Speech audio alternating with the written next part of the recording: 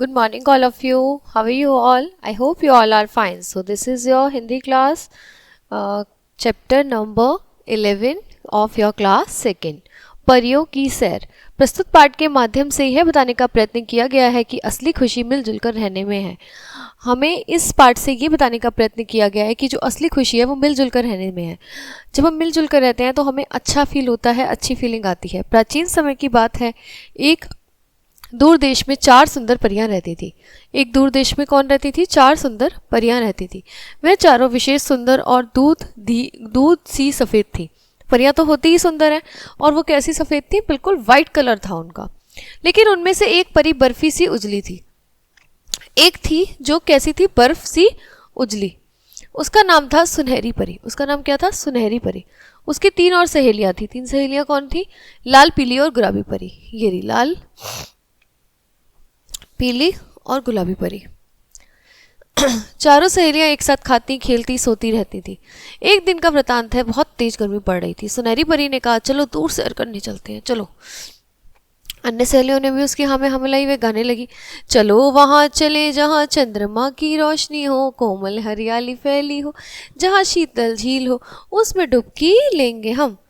वो गाना गाने लगी कि कहाँ चलते हैं? जहाँ पे चंद्रमा की रोशनी आ रही हो, हरियाली हो चारों तरफ, शीतल झील हो, और डुबकी लेंगे हम।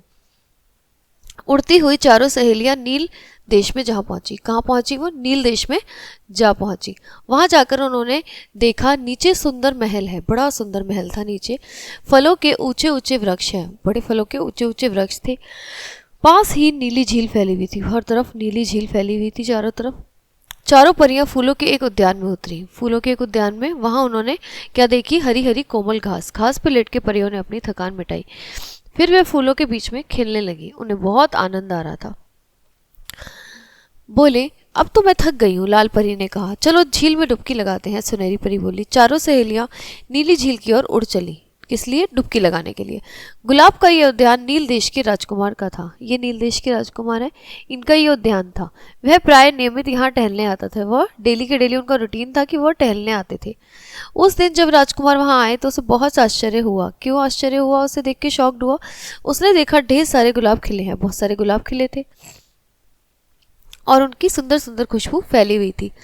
रंग बिरंगे पंख रखे हुए हैं। रंग बिरंगे पंख रखे थे ये रे। वह समझ गया कि यह सब परियों का जादू है। उसे पता चल गया कि परियों का जादू है। जब सुबह हुई तो परियों को अपने घर लौटने की याद आई कि चलो हम घर चलते हैं। वे झील से निकली। राजकुमार ने सुनहरी परी को देख के कहा, आहा कितनी सुंदर है, यह उड़ ना जाए। यह सोचकर उसने परियों के पंख छुपा लिए। परियों ने उसे ऐसा करता हुआ देख लिया। सुनहरी परी ने कहा, राजकुमार मेरे पंख लौटा दो। उसने कहा, नहीं सुनहरी परी, तुम मेरे साथ खेलो। तुम मुझे बहुत प्रिय लगती हो, तुम बहुत अच्छी लगती हो, तुम मेरे साथ खेलो। परी ने राजकुमार को देखा और उसे वह बहुत प्यारा लगा। उसने धीमे से कहा, मैं अपनी सहेलियों को नहीं छोड़ सकती। राजकुमार ने बताया, मेरे 3 भाई और हैं, तुम्हारी 3 सहेलियां उनके साथ खेलेंगी।